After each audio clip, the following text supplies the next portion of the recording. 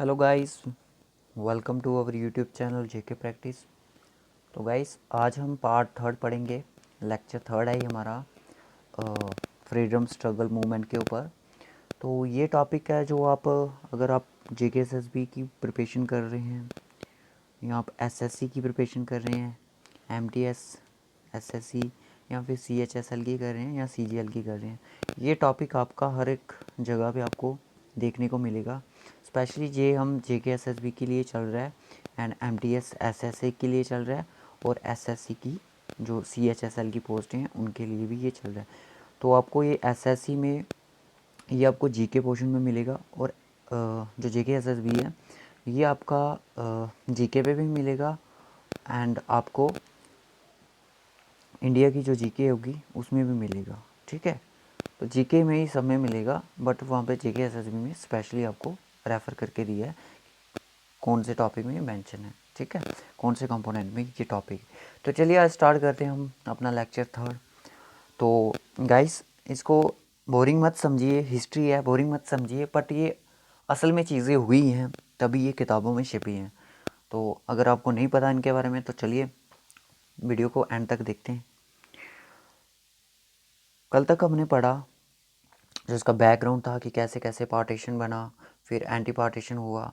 अब आज पढ़ेंगे हम स्वदेशी मूवमेंट क्या था। देखिए स्वदेशी मूवमेंट में क्या हुआ,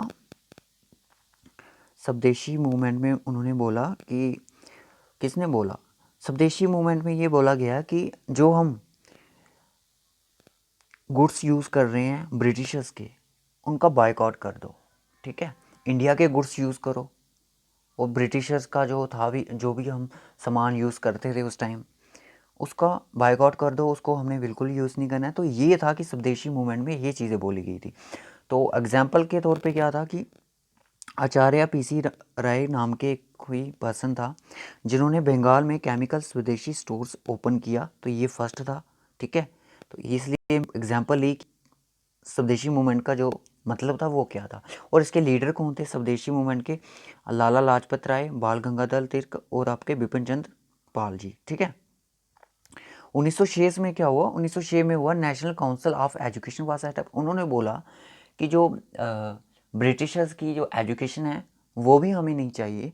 तो 1906 में क्या हुआ, national council of education setup हुई और ये कहाँ पे हुई, ये कलकत्ता में हुई। ठीक है, Aurobindo as principal was started in Calcutta. तो एक कॉलेज हुआ था, एक नेशनल कॉलेज वहाँ पे ओपन किया गया। ठीक है, उसके बाद ये स्वदेशी मूवमेंट सक्सेसफुल रही।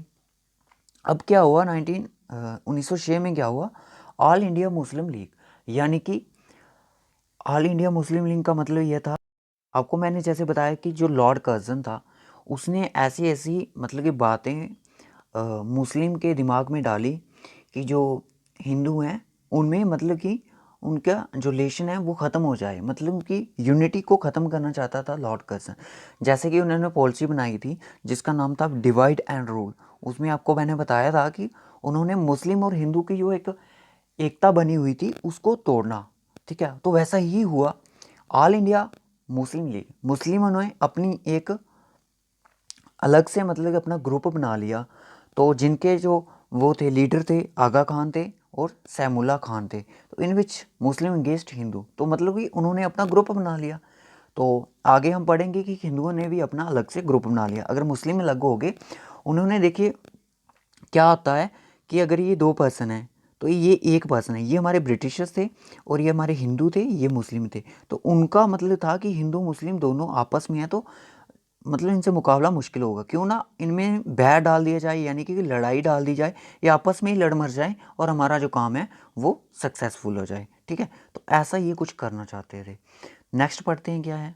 आपको इतना याद रखना है कि 1906 में ऑल इंडिया मुस्लिम लीग की स्थापना हुई। ठीक है, ढाका में हुई थी। ठीक है, याद रखना। स्प्लिट ऑफ कांग्रेस एट सूरत इन गुजरात, 1907 में कांग्रेस का स्प्लिट हुआ, कहाँ पे हुआ, सूरत में हुआ। कहाँ पे, ये गुजरात में है सूरत। ठीक है, और यहाँ के लीडर थे वो कौन थे, राश बिहारी घोष, ये बहुत ही इंपॉर्टेंट है। और जो स्प्लिट तो हुआ कांग्रेस का, वो कितने पार्ट में हुआ, तो वो दो पार्ट में माना गया जाता है। एक तो मॉडरेट्स में हुआ, दूसरा एक्सट्रीमिस्ट में हुआ। जो मॉडरेट्स के थे उनके जो लीडर थे वो गोपाल कृष्ण गोखले लीडर थे इनके, किसके, मॉडरेट्स की, ठीक है, जो कि कांग्रेस का स्प्लिट हुआ वहाँ पे। और जो गोपाल कृष्ण गोखले हैं, इस पे एमसीक्यूज आ सकता है, ये पॉलिटिकल गुरु थे, पॉलिटिकल गुरु हैं महात्मा गांधी के, ठीक है। तो उसके बाद एक्सट्रीमिस्ट हैं, इनके जो लीडर थे बाल गंगाधर तिलक थे, ठीक है, ये आपने याद रखना है। उसके बाद क्या हुआ, 1909 में क्या हुआ, इंडियन काउंसिल एक्ट बना, तो इसको हम माले मिंटो रिफॉर्म्स के नाम से भी जानते हैं, ठीक है। Morley Minto, Morley was the secretary state for India, तो ये माले जात हो ये अलग सा सेक्रेटरी स्टेट फॉर इंडिया के लिए था, और Minto was a viceroy of India, ठीक है, मिंटो नाम का वाइसरॉय था, तो उसी पे ये दोनों को मिला के माले मिंटो रिफॉर्म्स बना।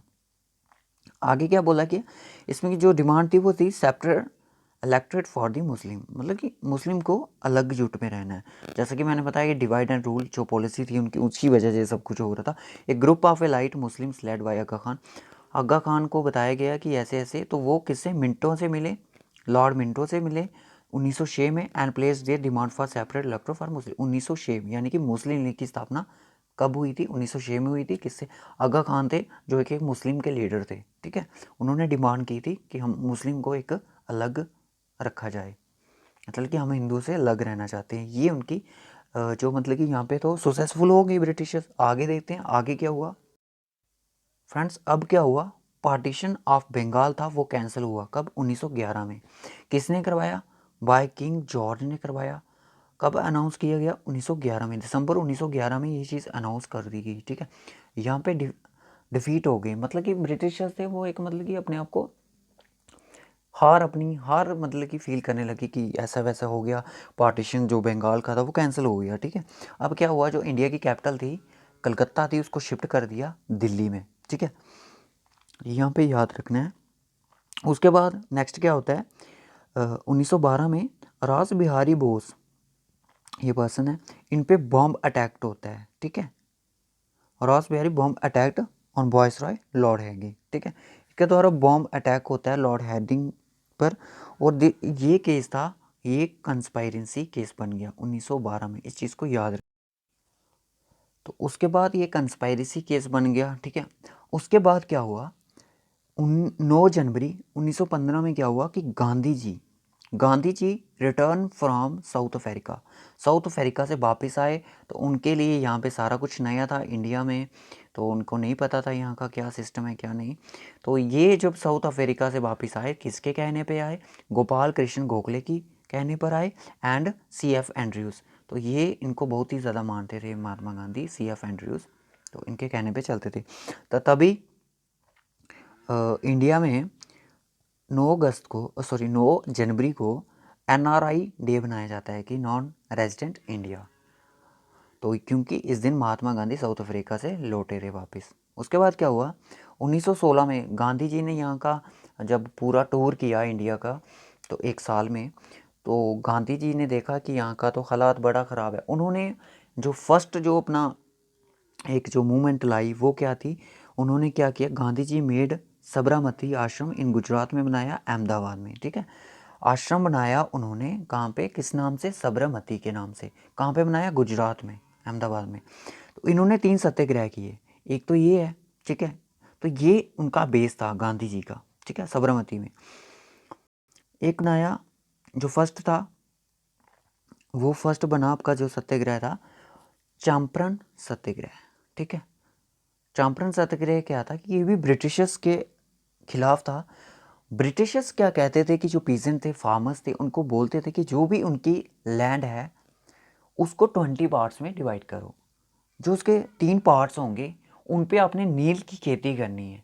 नील की खेती से क्या होता था कि जैसे कि वो नील की खेती करेंगे, जो उसकी प्रोडक्शन होगी वो ब्रिटिशर्स उनसे सेल कर लेगी बहुत ही कम दामों में, एंड ब्रिटिशर्स उसका मतलब कि आगे उनको सेल करके प्रॉफिट कमाएगी, अपनी इकॉनमी को इंक्रीज करेगी। तो ये ब्रिटिशर्स का था। अगर नील की खेती उस टाइम प्रोडक्शन करते तो वहाँ की जो लैंड थी वो फर्टिलाइज नहीं रहती, तो वहाँ पे बंजर मतलब कि बंजर बन जाती थी ज़मीन, अगर वहाँ पे नील की खेती हो जाती थी दोस्तों। तो उसमें क्या हुआ, ये भी एक मतलब कि उनके लिए ठीक नहीं था, यहाँ पे सेटिस्फाई नहीं थे पीजेंट्स, तो ये चंपारण सत्याग्रह चला गया। तो इसको 3 काठिया सिस्टम भी बोला जाता है, ठीक है, इसको 3 काठिया सिस्टम भी बोला गया। उसके बाद क्या हुआ, 1918 में क्या हुआ, खेड़ा सत्याग्रह। खेड़ा सत्याग्रह में महात्मा गांधी ने क्या बोला, ये भी गुजरात में हुआ, अहमदाबाद में, और ये अगेंस्ट था किसके, राइजिंग लैंड टैक्सेस पे। जो ब्रिटिशर्स थे लैंड टैक्सेस लगाते थे जो पीजेंट फार्मर्स थे उनके ऊपर, तो ये भी एक बहुत ही बुरा काम था उनका, ब्रिटिशर्स का। 1918 में क्या हुआ, अहमदाबाद सत्याग्रह हुआ। अहमदाबाद में सत्याग्रह क्या हुआ कि ब्रिटिशर्स की मिल्स में जो वर्कर्स काम कर रहे थे उनको एक बीमारी हो गई थी, प्लेग बीमारी से, तो वो सफरिंग कर रहे थे सारे। तो इसलिए इसका सत्याग्रह का मोटिव क्या था, इसका मोटिव ये था कि वो जो ब्रिटिशर्स हैं, वो जो वर्कर्स हैं, उनको एक बीमारी प्लेग हो गया है, तो उनको सपोर्ट करेगा, यानी कि बोनस दे, कुछ मुनाफा देना चाहिए उनको। तो फ्रेंड्स इसके बाद आता है हमारा रूलेट एक्ट। तो प्लीज़ इसको ध्यान से सुने, और ये एक सच्ची घटना है, सारी तो सच्ची ही है, बट इसको ध्यान से सुने, इसमें हम जलियांवाला बाग के बारे में पढ़ेंगे। अब जब सत्याग्रह हो रहे थे, गांधी जी ब्रिटिशर्स थे बहुत ही कंफ्यूज हो गए थे गांधी जी के सत्याग्रह पे। तो उन्होंने क्या किया, और रोलेट एक्ट पास किया। उन्होंने बोला कि अगर कोई भी पर्सन ब्रिटिशर्स के अगेंस्ट होगा, ठीक है, उसको पकड़ लो, उसको उठा लो और उसको पुनिशमेंट दो। किसी शक के दायरे से भी अगर वो लगता है कि हमारे खिलाफ है, उसको उठा लो और उसको बंदिश बना लो। तो गांधी जी जो थे वो रोलेट एक्ट के अगेंस्ट थे। तो उन्होंने क्या किया, उन्होंने सोचा ये सिस्टम तो बड़ा ख़राब है, गांधी जी ने सोचा। तो उन्होंने क्या करना चाहिए, उन्होंने क्या किया, गांधी जी आपको पता है कि जो वायलेशन होता है संघर्ष के, मतलब कि लड़ाई से दूर थे, वो नहीं चाहते थे कि लड़ाई से हमें जंग जीतनी है, बट वो बोलते थे कि पीसफुली, मतलब कि नेशन से कोई इंडिपेंडेंट करना चाहते थे। उसके बाद क्या हुआ, अब घटना आती है जलियांवाला बाग की। 13 अप्रैल 1919 में क्या हुआ, उन्होंने मतलब कि एक मीटिंग रखी। मीटिंग क्या, मतलब कि इसी रोलेट एक्ट के ऊपर, मतलब कि प्रोटेस्ट करने की सोचा कि इसके बारे में बात करेंगे। तो उन्होंने अमृतसर में, जलियांवाला बाग है वहाँ पे, तो जलियांवाला बाग में लोगों को बुलाया कि रोलेट एक्ट का ये बारे में प्रोटेस्ट करेंगे। बहुत सारे लोग थे वहाँ पे, 15,000 के करीब थे, सिख थे, हिंदू थे, मुस्लिम थे, सारे इकट्ठे हो गए थे वहाँ पे। तो वहाँ पे क्या हुआ, जलियांवाला बाग, तो जिसको हम जलियांवाला कांड भी, जलियांवाला बाग बोलते हैं, जलियांवाला बाग कांड भी जिसको बोला जाता है, ठीक है, मैसकेयर, हत्या, जलियांवाला बाग हत्याकांड कब हुआ, सॉरी मैं हत्या भूल गया था। उसके बाद ये किसके कहने पे करवाया गया था, तो फ्रेंड्स ये करवाया गया था ब्रिगेडियर जनरल डायर, रेगिनल डायर के ऊपर। तो ये इंपॉर्टेंट क्वेश्चन है, एग्जाम में आ सकता है, SSC MTS में।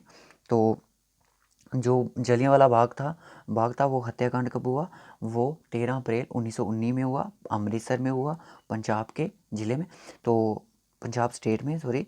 और किसके द्वारा करवाया गया था, ब्रिटिशर ब्रिगेडियर जनरल रेगिनल डायर द्वारा करवाया गया था। और इसमें बोला जाता है कि जो हमारे हिंदू, मतलब कि हिंदू मुस्लिम सिख जितने भी थे, 1526 के लगभग लोगों की डेथ हुई थी यहाँ पे। बट रिकॉर्ड सेड, जो गवर्नमेंट का रिकॉर्ड है वो बोलता है कि 381 पीपल ही सिर्फ मरे थे। तो 1208 लोग थे वो काफ़ी बुरी तरह से इंजर्ड हो गए थे। तो लोगों ने अपनी जान बचाने के लिए वहाँ पे एक अभी भी बेल है, देखा होगा आपने, कुआं है, तो उन लोगों ने, मतलब कि इस तरह की जगह थी, भाग था। तो वो मतलब कि जैसे कि ब्रिटिशर्स को पता लगा कि यहाँ पे कोई प्रोटेस्ट चल रहा है हमारे खिलाफ, उन्होंने क्या किया, अपनी सेना को बुला लिया जनरल डायर ने। तो जहाँ से ऐसी मीटिंग चल रही थी, तो उन्होंने दरवाजे वगैरह, मतलब बाहर जाने का कोई रास्ता नहीं रखा। जब उन्होंने एक्शन लिया शूट करने का, तो सभी घबरा गए, इधर उधर बाहर जाने लगे, तो सबको शूट कर दिया गया। तो कुछ लोगों ने अपनी जान को बचाने के लिए कुएं में छलांग लगाई। तो वहाँ पे आज भी बोलते हैं कि कुआं वहाँ पे है, तो देखा होगा आपने जो अमृतसर में किया था। तो ओके गाइस, आज के वीडियो में बस हम इतना ही पढ़ेंगे। नेक्स्ट जो हमारा टॉपिक होगा वो इसी पर बेस्ड होगा, पार्ट 4। नेक्स्ट पार्ट हमारा 4th होगा, उसमें हम रीयूनियन ऑफ कांग्रेस के बारे में पढ़ेंगे, खिलाफत मूवमेंट पढ़ेंगे, नॉन कॉपरेशन मूवमेंट पढ़ेंगे, Hunter commission, Chauri Chaura incidents पढ़ेंगे। छोटे छोटे ही हैं बट आपको स्वराज पार्टी के बारे में पढ़ेंगे। और नॉन कॉपरेशन को जब महात्मा गांधी ने वापस ले लिया तो फिर क्या हुआ कुछ लोग भड़क के, उन्होंने, कुछ लीडर थे, उन्होंने बोला कि महात्मा गांधी से तो नहीं होगा ऐसा कुछ, आज़ादी वगादी ये तो दिला नहीं पाएंगे, वो खुद ही चले गए। फिर जो काकोरी में लखनऊ में जो ट्रेन रॉबरी हुई थी उसके बारे में पढ़ेंगे। तो काफ़ी इंटरेस्टिंग हिस्ट्री है, बट ये रियल है। तो okay guys, bye bye, take care. और जलियांवाला बाग है जो हत्याकांड हुआ था, इसके बारे में आप यूट्यूब पे वीडियो देख सकते हो किस तरह से ये चीज़ें की थी। तो okay guys, bye bye, take care. इस वीडियो को लाइक करें, शेयर करें और कमेंट करके ज़रूर बताएं हमारा जो सीरीज़ चल रही है कैसी चल रही है। अगर आपने इसका पार्ट 1 और पार्ट 2 नहीं देखा है तो प्लीज़ उसको हमारी यहाँ पे आपको प्लेलिस्ट मिल जाएगी जीके की, आई बटन पे क्लिक करिए तो वहाँ पे मिल जाएगी, और उनको ज़रूर वॉच करें, तभी आपको ये चीज़ें समझ आएंगी। Okay guys, bye bye, take care. और चैनल को ज़रूर सब्सक्राइब करें।